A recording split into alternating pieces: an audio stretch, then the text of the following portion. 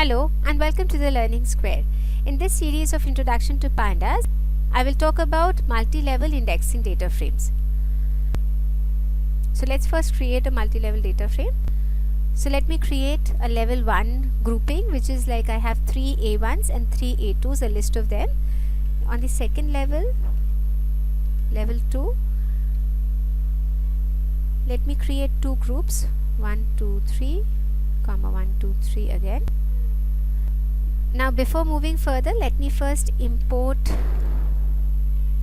NumPy as NP and import Pandas as PD.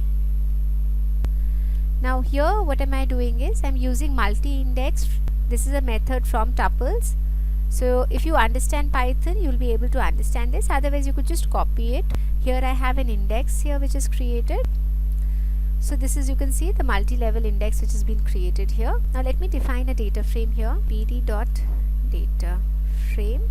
I'll again for the data use rand n. I'll have to import random first. So let me first import np.random.seed. I'll give as 100 like before. Now once this is done, let me give the data in the data frames. So here what have I done? I have used the pd.data frame like before, generated random values 6 by 2, so I have 6 rows and 2 columns here. For the rows I have taken the index as this multi-level index which I have created, and for the columns I have the values x and y. Now let's look at this data frame. How does it look like? So you'll see this is how it looks like. It's a multi-level indexing. So I have A1 here, and then inside the A1 I have 3 levels here.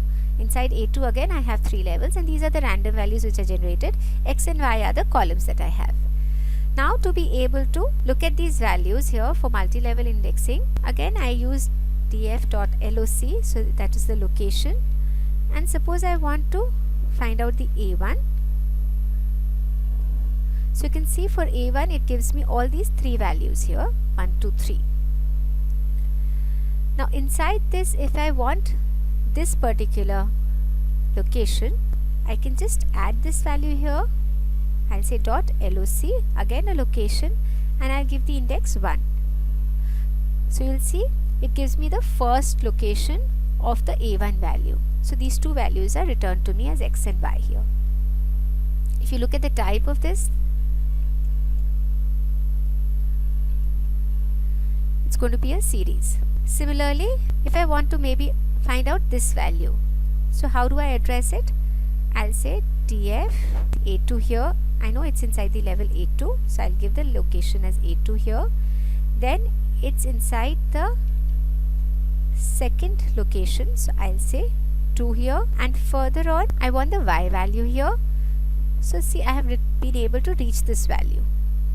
So you need to understand, for multi-level I just need to go according to the outer value, then I go inside, and then I can go further inside. Now if you look at these levels here, they are not named. So you can see this level is not named and this level is not named. So I will give these levels a name so that I am able to use cross sections afterwards. So what I can say is that I can just say df.index.names. I can specify these names, and maybe let me give these values level 1, level 2 names. So here you can see now these levels have been labeled. So my level 1 is A1 and A2, level 2 is 1, 2, 3. Now to be able to use a cross section, my levels are defined. A cross section works in a similar fashion. If I look at the LOC value, so if I say A1, it will return me the same as before in the LOC case. Now suppose I want to find out at the level 2, I want to take in the values of 1. So I am not looking at level 1 here. I want to find out the 1 value for both these level 1 values here. So now let me look at a problem by going into the levels. So suppose at level 2 I want the values of 1 in both these level 1 values. To be able to extract the level 2 I'll have to actually go through A1, then go to 1, and then combine it with A2 going through 1. So there's something called a cross section which gives me a much easier way. So I can say df.access, which is a cross section, and I define that I want 1, and where do I want it? I want it at a level 2.